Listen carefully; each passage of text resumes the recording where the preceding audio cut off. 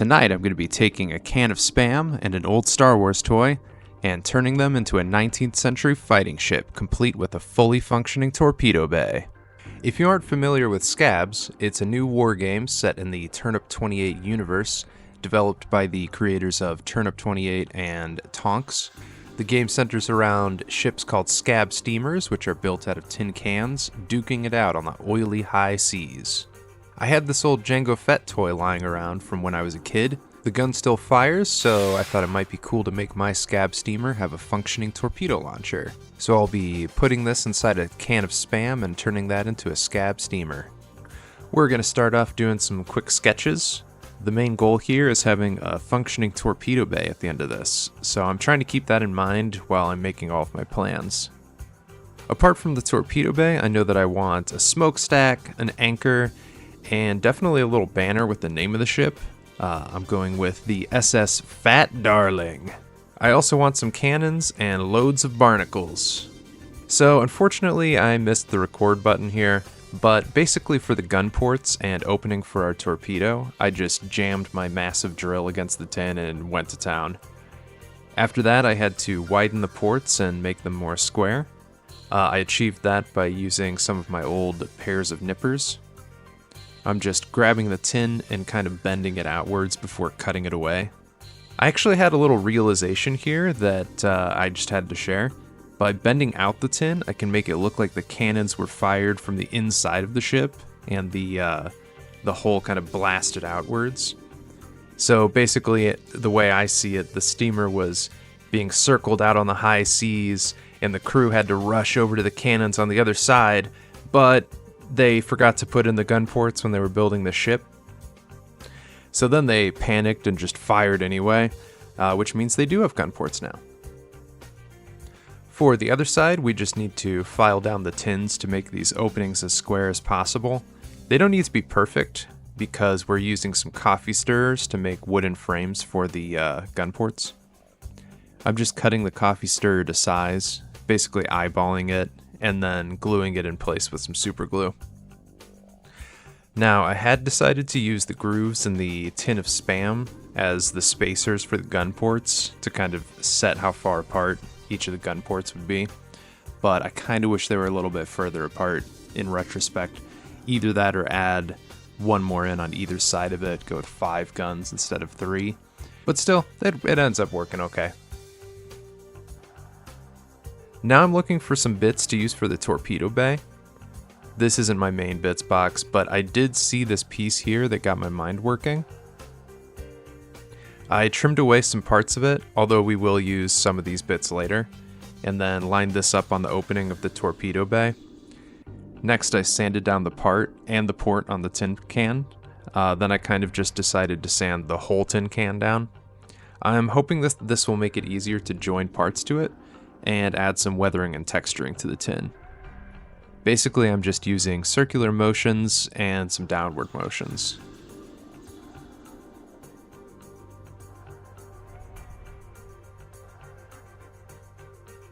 Now I needed to line up the gun with the opening for the torpedo. The opening is actually perfectly wide enough, which is honestly super lucky. I decided to use a combination of cork from an old wine bottle and more coffee stirrers to build a little platform to hold the gun in place. Now, yeah, you could actually break out the tape measure and figure out how big to build the platform ahead of time, but I've always been more of a measure once, cut twice kind of a guy. I actually debated for a really long time during this build about making the lower gun deck visible in the final build, but I wound up deciding it wouldn't really be worth the effort. It was really fun lining up the gun and firing it. It really did remind me of like a 17th century cannon firing out of a ship and the recoil knocking it back. After that, I just slather on some tacky glue and then stick it in place. Now I need to build the upper deck. I'm using the tin to draw an outline on a bit of card, then cutting that out and using it as the structure that I'm going to glue all my planks onto. I make my planks with coffee stirrers by just chopping them up with scissors. Now, it did take me a while to figure out the right way to place the hole for the firing mechanism's trigger. Then I remembered, oh yeah, tape measure.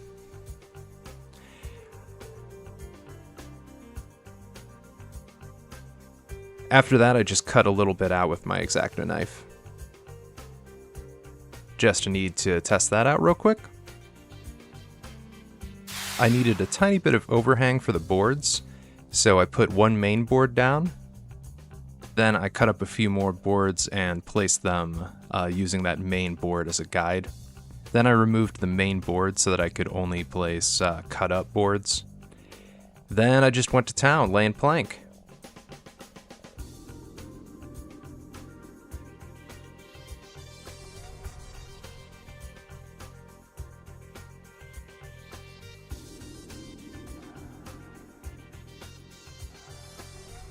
Now I needed some boards on the underside to add a little bit of structure to it. I went with 4 boards horizontally, then later on I do add 2 more boards vertically, which you won't see here. After that, the deck was basically complete. Now we're working on the guns.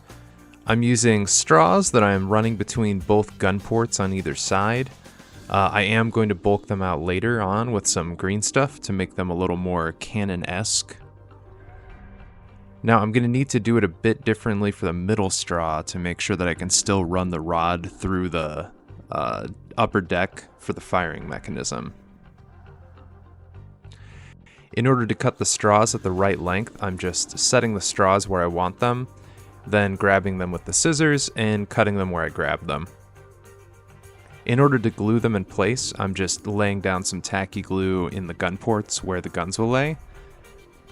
Then for the middle straws, I'm trimming the bendy bits of the straw so that they will stick out of the gun ports and using some needle nose pliers to hold them in place.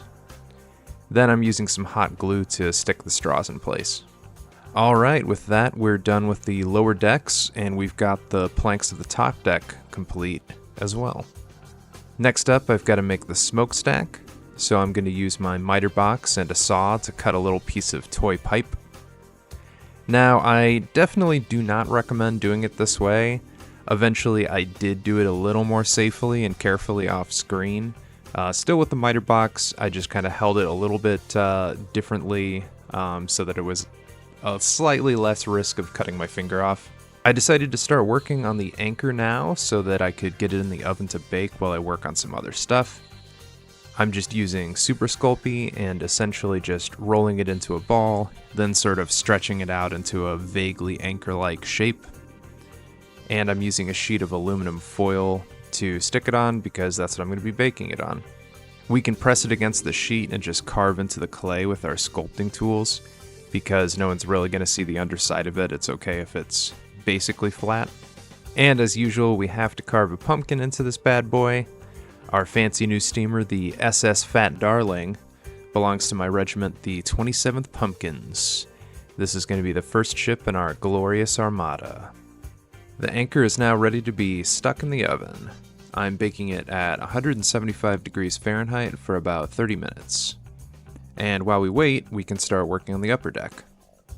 I'm just laying out how I want the upper deck to look. I went with just a simple smokestack, an upper hatch, and then the top of the firing mechanism. Now the most difficult part is definitely going to be the firing mechanism. I'm using a Q-tip for part of the rod because it was basically the perfect size for the hole. In order to provide a large surface area with which to strike the missile, I'm using a little bit of cork that I'll stick on the end of the rod. Then I decided to bulk up the stability by running a paper clip through the whole thing.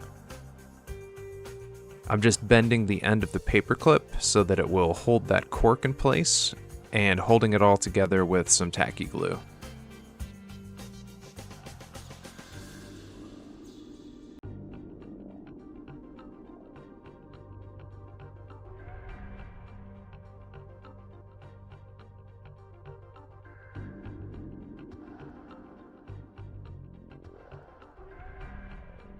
For the visible portion of the mechanism, I'm going to use this little bit of an old soap dispenser to essentially make a big red button.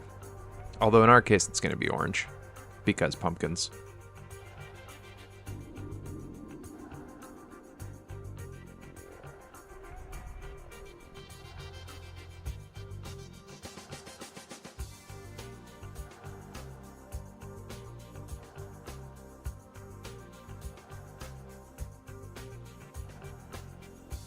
Now I'm just cutting the button down to the size that I want it and drilling a hole through the middle of it to make space for the rod. I want the button to be long enough to be able to sit a bit above the tube thingy here. That's the technical term for it, the tube thingy. Now I'm just marking on both pieces the spot where the rod exits the tube thingy. Now I can cut away a little bit of that Q-tip using a hobby knife. It's important to control where the Q-tip ends and the paperclip continues, because that controls how far down the button sits on the paperclip. Now I want to be sure to dry fit everything and test the firing mechanism out before I glue everything in place permanently.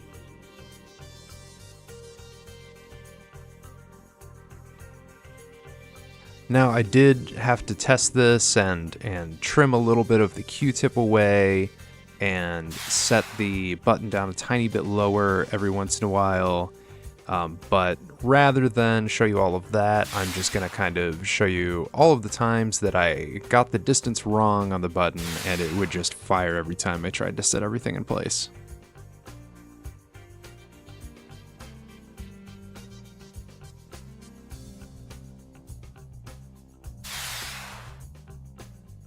Okay, now that I've got the firing mechanism all situated, I can properly glue everything into place. I'm also going to bend the paperclip over to make sure the button stays on the paperclip. Just one last test now that everything's in place. Hell yeah. And it looks like our anchor is ready to come out of the oven.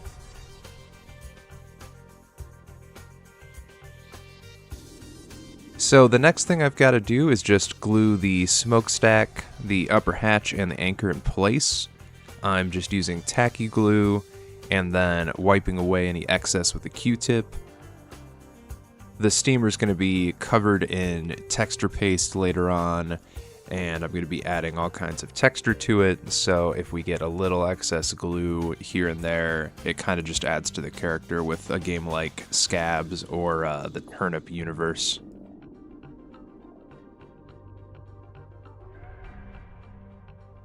Alright, now that the major building points are all done, we can kind of move on to all the detail work, starting with a bunch of green stuff work. So if you've never worked with green stuff before, it's a two-part epoxy putty that is flexible and sculptable for a set period of time after you mix the two parts together. Basically, you mix the yellow and blue bits together, and once you've done that, you've got a little over an hour to work with the stuff before it's hardened. It does take probably about a day to fully cure, but it becomes severely less workable after an hour, is what I've experienced. I'm going to be using the green stuff for loads of barnacles, and then the cannons, the upper hatch, and our big red button. Now for the important questions. Tell me what you know about barnacles. Alright, Bill. I'll take on the challenge. Barnacles are crustaceans, so they're related to crabs and lobsters. This makes them arthropods as well, so they do have segmented bodies. However, this segmentation is fairly indistinct and hidden within the confines of its carapace. The barnacle's carapace is made up of 6 plates, with 4 or more making up the lid, which can be opened or closed to allow the barnacle to filter feed by extending its feathery cirri out into its environment. These cirri beat with a rhythm in order to draw plankton into the shell for consumption. The rhythm with which the cirri beats will differ according to species, as well as by decreasing with age, but increasing with temperature. Many species of barnacle display a simple respiratory beat, which is very steady, but others will have a captorial component with curling and extension of the cirri in an attempt to draw in more plankton. Most barnacles have a cement gland that is part of the bottommost plate. These glands secrete a very strong cement that affixes the barnacle to the boat or rock or whale that they're trying to affix themselves to. And I suppose I'll leave you with just one more tidbit about barnacles, because I was curious about this bit. The main sense of the barnacles is touch. with hairs on the cirri being fairly sensitive. However, they do have 3 photoreceptors that allow them to detect light, and they can use this to determine when to stop feeding. So as the light darkens, they will know that it's time to stop feeding, and they'll close their shells up. And I guess that's all of the information about barnacles that I am willing to impart at this time. Here endeth the lesson. Alright, now back to the build. Right now I'm adding some rectangular plates to the hull by cutting up a bit of card. I'll be adding rivets to it later with some green stuff to make them look like they're metal plates that have kind of been added to the hull for, I guess, to fix damage that the steamer has incurred. I'm also going to be working on the button and the hatch. Essentially, I'm adding a bit of green stuff over the top of the bit, then just smoothing it down with my silicone sculpting tools to completely cover it. After that, I'll be carving pumpkins into them.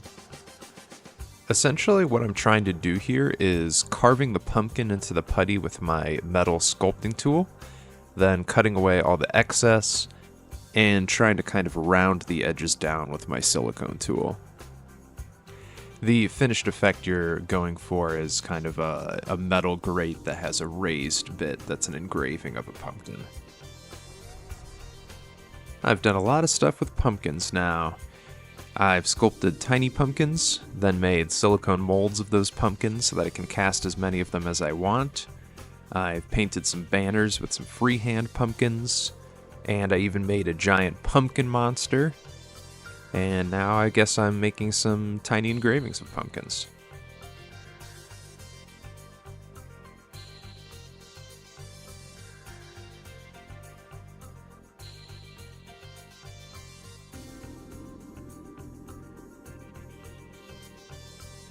I also need a little handle for the hatch, so I basically just made a cylinder and jammed it on there.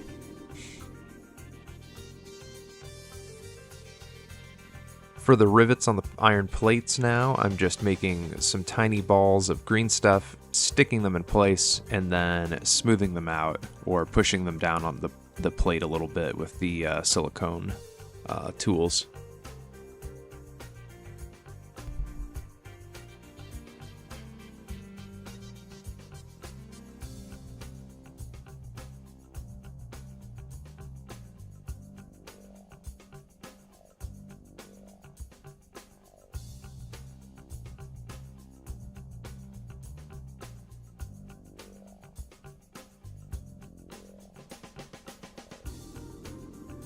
So here is the build so far. I'm pretty happy with it. I think the pumpkins turned out pretty well, and the firing mechanism is still fully functional.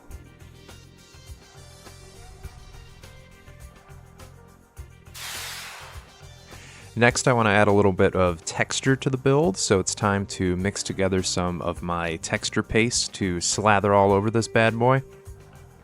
My recipe for texture paste is really simple. It's just a mixture of Mod Podge, sand, tiny bit of water, and paint. And to get to the consistency I want, I just add a little bit of each component, mix it together, add a bit more sand if I need it to be a little more, a little thicker, a little grainier, add a little bit more glue or water if I need it to be thinned out a little bit. Usually I need it to be thicker, so I'm usually just adding more sand.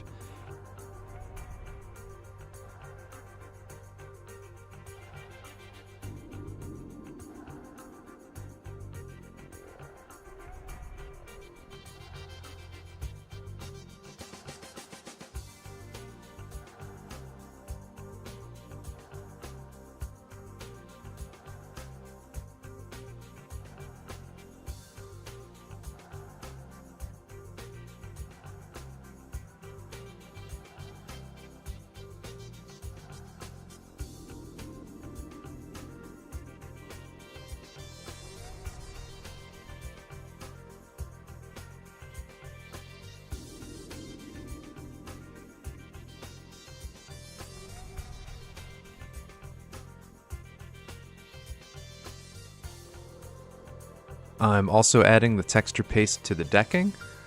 Here I'm just trying to push more of the texture towards the base of the smokestacks and the base of the button.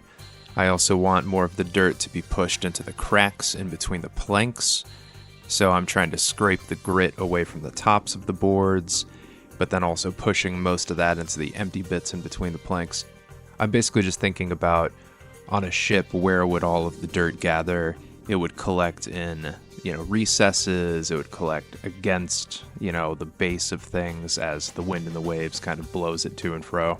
I'm also going to get some of that texture up onto the smokestack, and even filling out the inside. With this, I just don't want to be able to see the bottom of the smokestack, really.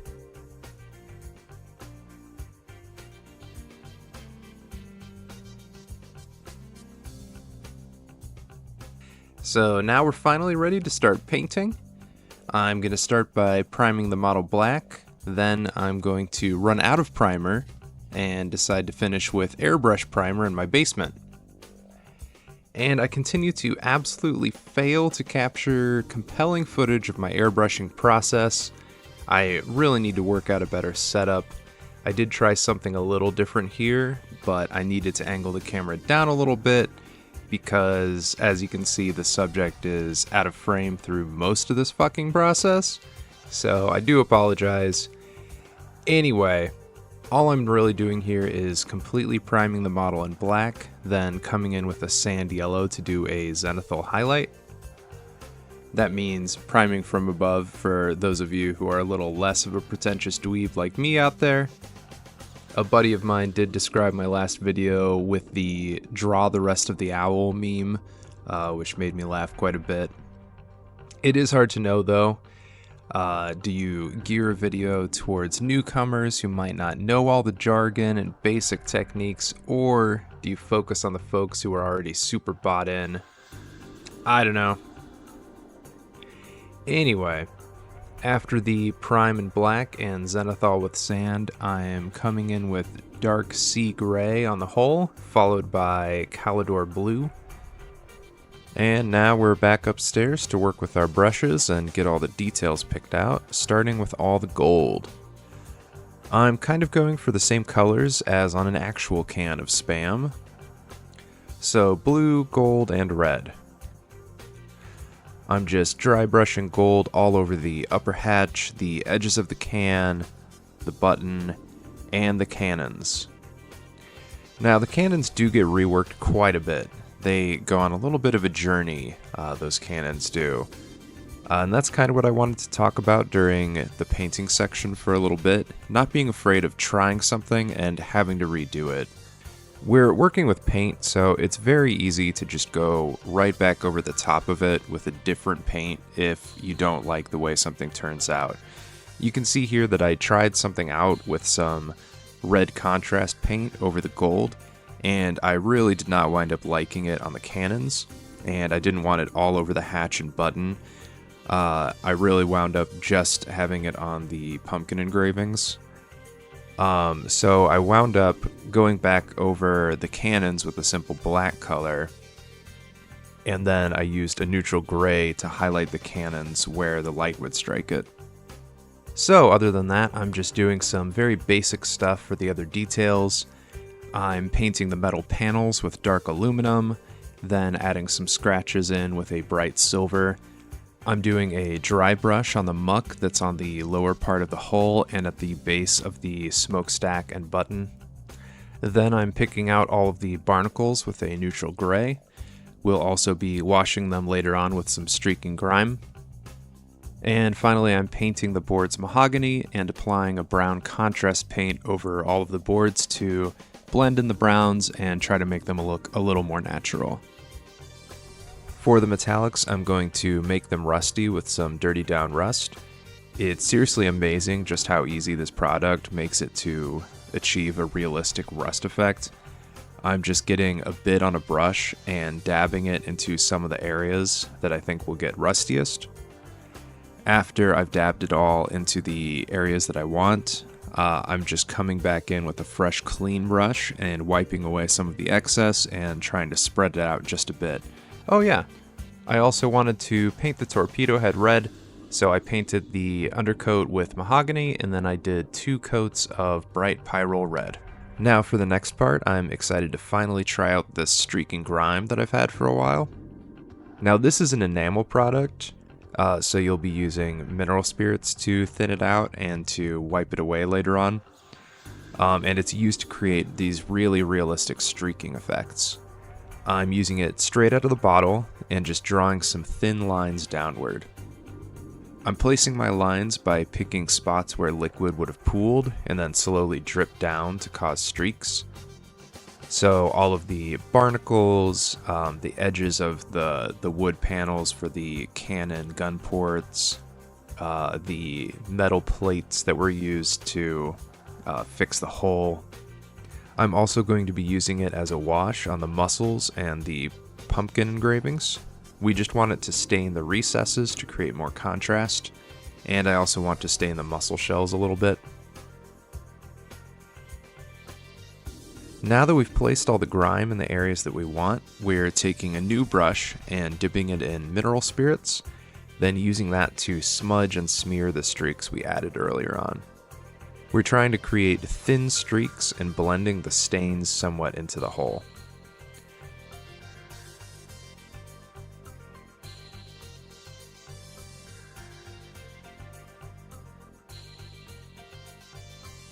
We'll also be using the mineral spirits to wipe away the stain from the uppermost part of the muscles and the pumpkin engravings.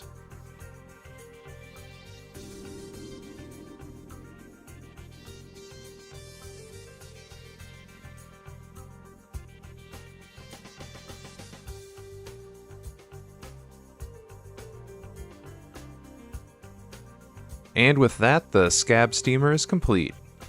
This was a really fun project that got me to try out some new things. I haven't really scratch built anything using old junk before, and I got to try out some new products like the streak and grime. I always enjoy when a project can give me the opportunity to learn a new technique or try out a new product, and this project definitely gave me that. I'm really looking forward to taking some of the stuff that I've learned and applying it to some of my future projects.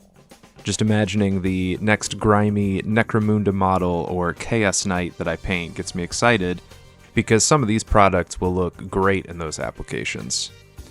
Anyway, I want to thank you for your time, and if you made it to the end of the video, feel free to leave a comment letting me know what you thought. Okay, bye! Sure. Sure. Sure. Sure.